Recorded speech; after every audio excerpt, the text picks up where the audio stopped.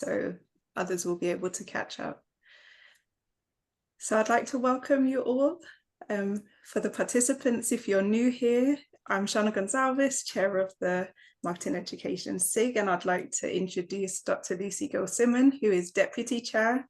You'll see both of us listed on all the communications. So welcome to this new research seminar. We have 4 weeks of hopefully very interesting presentations lined up. If you're in the audience and you'd like to present some of your research, then please get in contact and we'd love to have you contribute to the series. For today, I'd like to introduce Dr. Georgia Stavraki and Dr. Ioanna Anninou. Yeah. Thank you. So Georgia is Assistant Professor of Marketing at the International Hellenic University in Greece, and Dr. Ioanna Anninou is Assistant Professor of Marketing at the University of Surrey. So let's get straight into the presentation. We'll give you approximately 15 minutes to present. If there are members of the audience with questions, please either post your questions in the chat or you can hold them until the presentation is finished and you will be able to turn on your mic. So the floor is yours, Georgia and Ioanna. Yes, thank you very much, Tana and Lucy. Thank you for the very warm welcome and thank you very much for organizing this amazing seminar series. So we are also very much looking forward to the next one. So we are here today with you to discuss an arts-based tool, which is the photo-elicitation methodology, and how we can use it in education as a learning and teaching tool in order to engage students, and why not to embed more and better the AI and recent technological developments in our curriculum and in the practices that we use. So my colleague, Dr. Ioanna Anninou, will get started and then I will follow her presentation. Joanna? Thank you very much. Thank you, Georgia. So hello, everyone. I'm Ioanna. I'm a senior lecturer at the University of Surrey at Surrey Business School. So as Georgia told you, we will be focusing on a project. It's a very ongoing project, working on this for several years now. So as you will see here, I will be talking about the context and how the project has evolved over the years, a little bit about photo-elicitation, and understand photo-elicitation as a learning and teaching tool, and how we have actually developed and evolved this topic in the literature. So just to give you an understanding of the context, so we have been working on a consumer behavior module. And as you all know, consumer behavior is a very theoretically driven module, a very rich in theory module. So in many cases, we have found that students did not always meaningfully engage with the module. So as you know as well, there is a huge practical importance of the module when they go out in the market and work in marketing. But also, I don't want you to forget that obviously students need to become better consumers, and through a consumer behavior module, they become that. So what we did, we tried to develop the module in a way to be personally meaningful and exciting. And one of the ways that we thought was by adopting photo-elicitation. Photo-elicitation is a visual research methodology. Okay, so it all started from qualitative research. Actually, with photo-elicitation, we give pictures, photos, drawings. These are either produced by the researcher or by the people that participate. And how we adopted this methodology to this module of consumer behavior is by asking students to work with 4 consumer behavior concepts. For those of you, I'm sure most of you will be in marketing, so learning theories, needs and wants, self-concept, and motivational conflicts. And we asked our students to actually produce a photo in a group of 3 students. Each one of them had to produce their own photos of how These different consumer behavior concepts are used and how they activate them, let's call it like that, in their everyday interaction with a brand that they had to choose as a group. So basically, the students had to produce these photos for the concepts and then do personal interviews to each other in the group in order for them then to analyze the findings. So in this way, we were hoping that we will make the module really personally meaningful, okay? So really exciting for the students, for them to be able to connect the concepts to their everyday experience. So you can see here, context of the study, you can see here some photos that have been produced by our students. These are all connected to Facebook, and they are all created for students to connect, to explain how they connect to Facebook. So you can see here how many different ways and different photos we have actually seen, even for the same brand, from the different groups that we had in the module. So as a next step, obviously me and Georgia had many discussions about the module, about the assessment.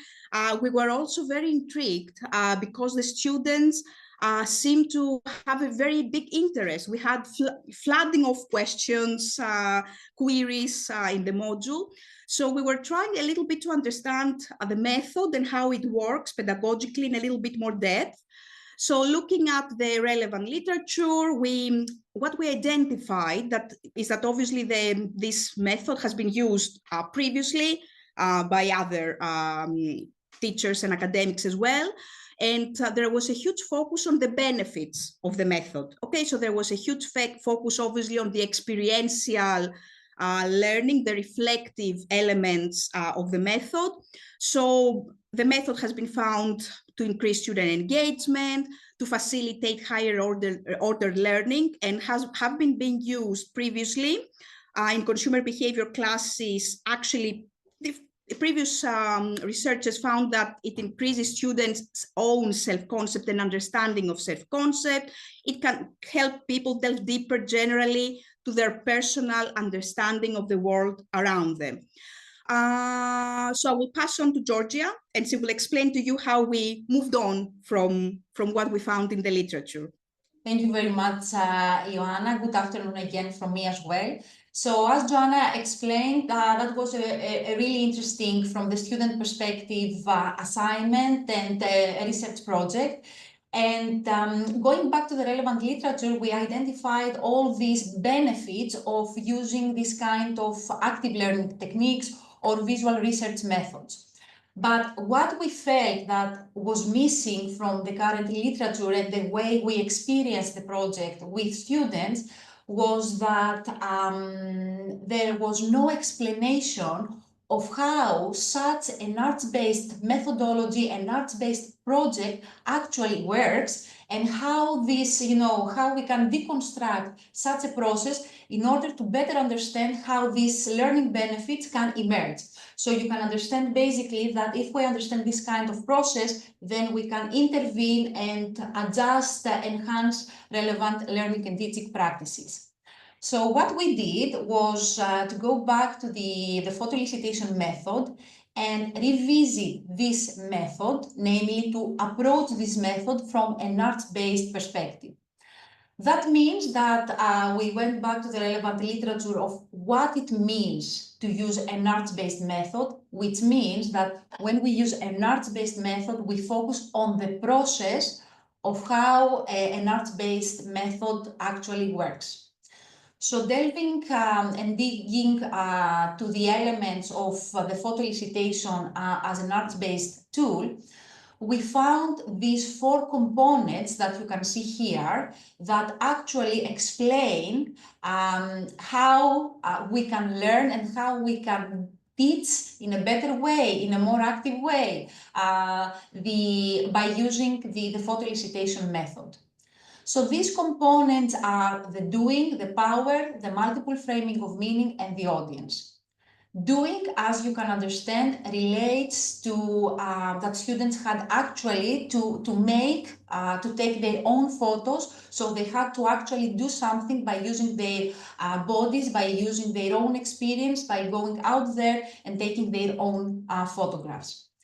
The very interesting thing during the doing process was that the majority of the questions that we received back then in the modules forum, in the virtual learning environment that we used, was about how can we take this photo? Is this correct? How we can use the group to take a photo? So questions like these, which reveal the reflection element, which is a basic element of the experiential learning. So experiential learning and reflection occurs during this doing process, when we actually engage ourselves to make something new or to make art.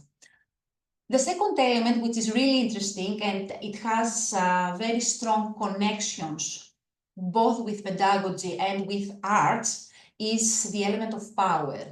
Power means to eliminate power dynamics in order to have a more inclusive approach. And indeed, that was the case in this group project. And for that reason, Ioanna emphasized a lot the group element. You know that sometimes, not always, when students work in a group project, sometimes we have some students to dominate the group and some others ending up not doing the job that they had to do. So because this project had actually invited students to engage themselves in this process, so these power dynamics were eliminated. All of the students had to take their own photographs, they had to participate within the interviews, so we saw an increased student engagement and motivation in the process. Then this leads to the multiple framing of meaning, which is an element that relates a lot with the arts-based roots of the photo-elicitation, which means that by analyzing the data, that students collected through the photographs and the interviews, students actually started to realize that there is no one correct way to consume or to be connected with a brand. So this multiple framing of meaning opened the horizons of the students, so they started to understand this dynamism that we can find in marketing, and this dynamism, if you like, that we can find in the business, in the fluid business environment that we can see out there. And finally, we have the element of audience, which means that in the final stage of analyzing, and after analyzing the data, students basically have to sit down as a team and collaborate in order to interpret these different meanings arising from the different photographs and the different interviews. So this audience perspective, which means that students step back and observe what has happened in this project, consider this as an exhibition when you see what you have taken, what you have analyzed, and so you can see the outcome. So this stepping back also was connected with collaborative learning, within which students had to resolve any conflicts in order, to start discussing and interpreting the data. So here you can see examples of these photographs. Hopefully this party time embodies the experience that students had during this module by analyzing how they connected with a specific brand, and this experiential element that it is that is very dominant in the doing phase. You can see that it contains the embodiment and intuitive ways of learning. Then the reflective element is also connected with co-created knowledge and enhancing the critical consciousness of students, which also leads to higher order learning. Finally, as we have already mentioned, the collaborative learning relates to observing what has happened, and this sometimes can also enhance the empathetic knowledge, namely to be more open to the viewpoints of other marketers. Again, as Joanna said, that a core skill, a core soft skill that has to do with marketing practices, you know, from a marketing manager perspective at the professional level. So to sum up, and in terms of why do we need to know or to discuss about the art-based methods and how we can use those in learning and teaching, basically from this project, what we did was to deconstruct the process of using photo-elicitation as an art-based practice. You can understand that this, in the practical level, allow us to understand what is happening in each stage and how we can enhance in each one of these stages to provide more meaningful and improved learning and teaching practices and experiences, of course, to students. In a different, and if you like, in a more generalizable level, this also has implications about the talk of the town, as we can say it, about AI. You can see there is a lot of discussion about how AI can be embedded in our curriculum, in our assessment strategies. There is a lot of discussion saying that students go and use the ChatGPT to create their assessments.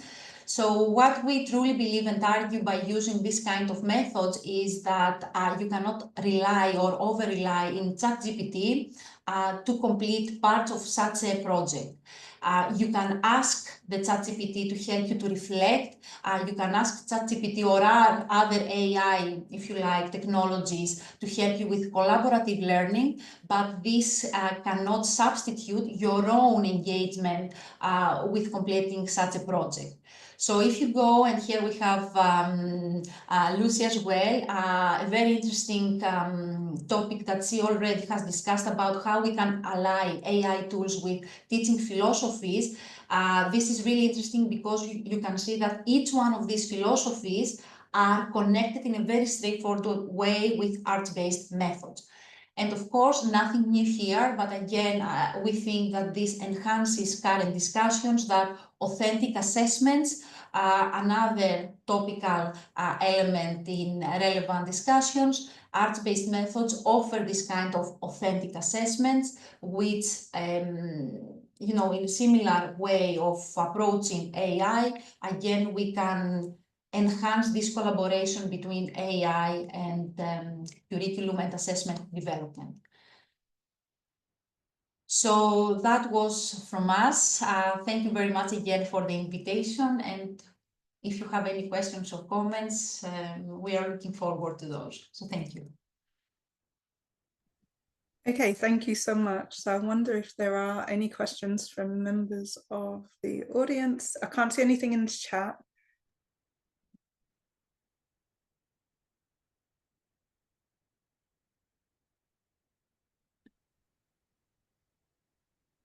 Can I ask the audience, then maybe they have applied something similar in a, I don't know, in a consumer behavior or other marketing module? Maybe they can share, you know, their experience with us. We're very, you know, keen to even know about that. Maybe they have done some, maybe, I don't know, a lot of people I've heard doing poetry or even theater, role playing, maybe another arts based. How can they relate to our framework?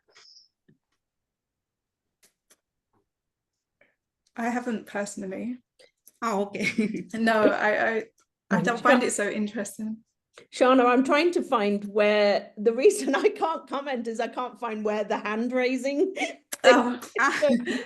Go If, ahead, Lucy. If you forgive me, I'll just jump in. I can't, there's no raise your hand down here. So yeah, just to say thank you so much, Georgia and Ioanna. That was such a refreshing interlude on a rainy Monday for sure, and give us plenty to think about. I mean, yeah, in terms of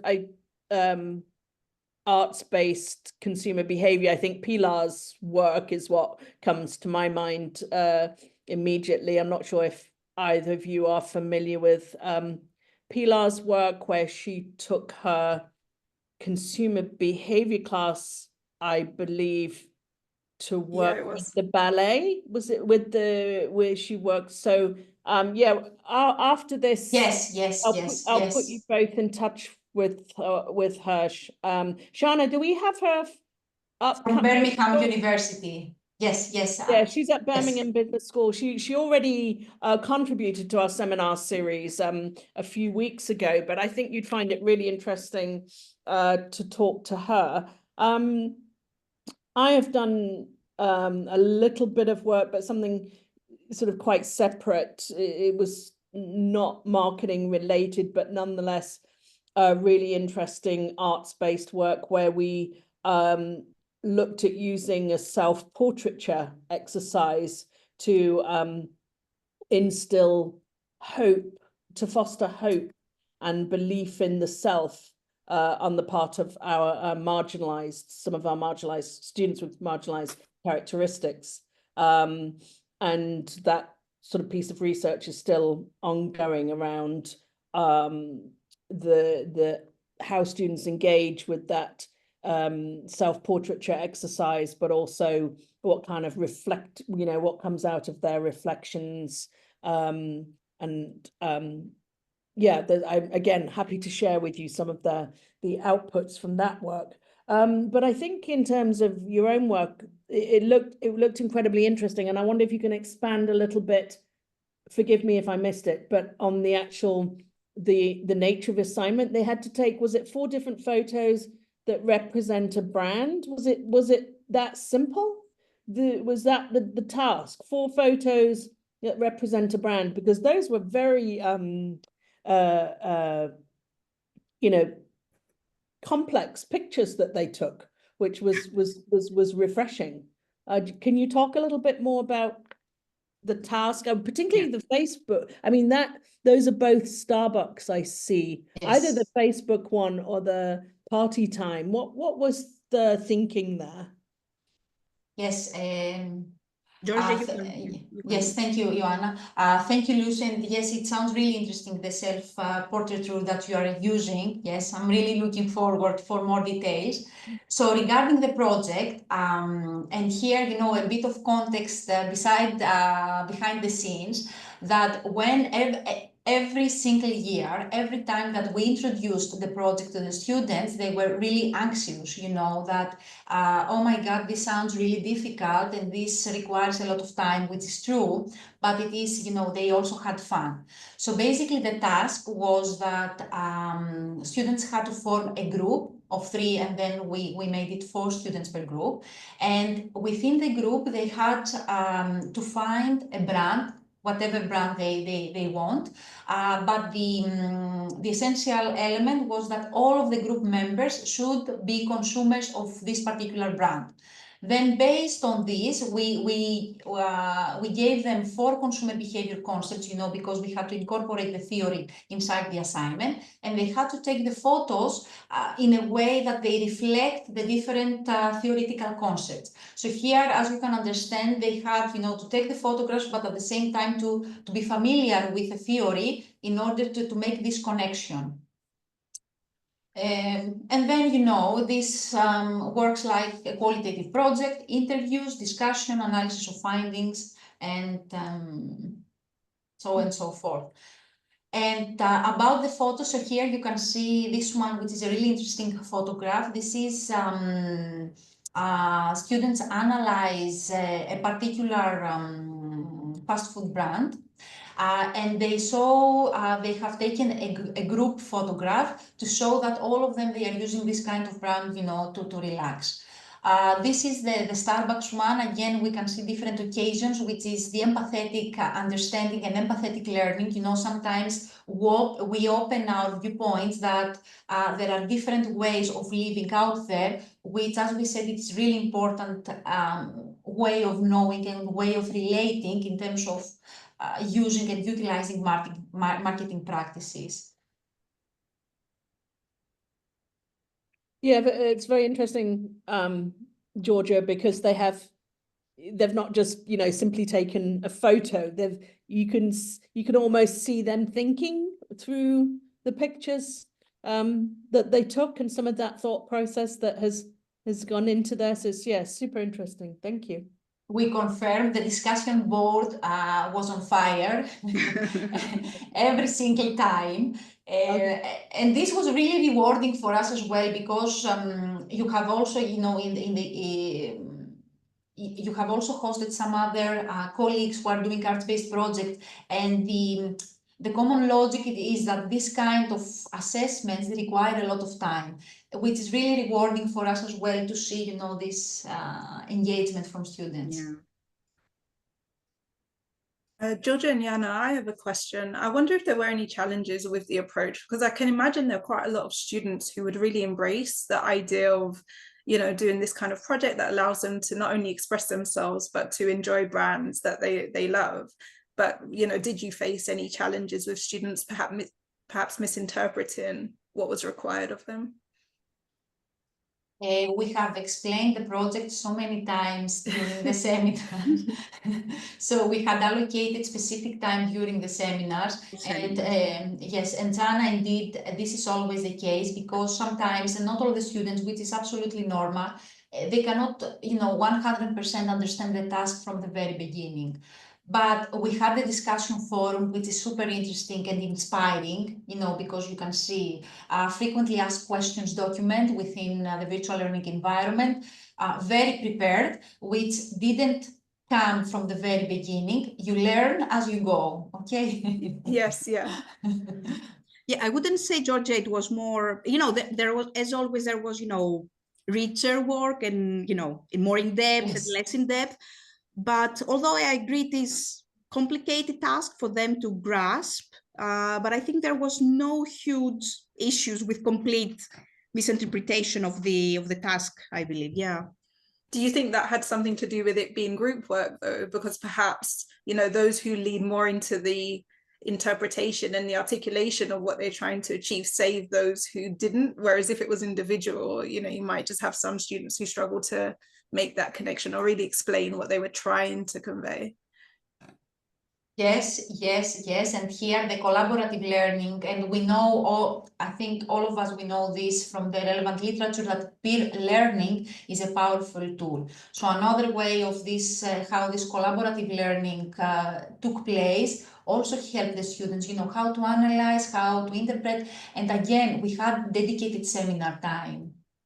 Okay, and we've got two comments in the chat, so we're in the last minute or so. One's just a question just come in as well. So Sarah's posted that she has used photo-elicitation in research, but not.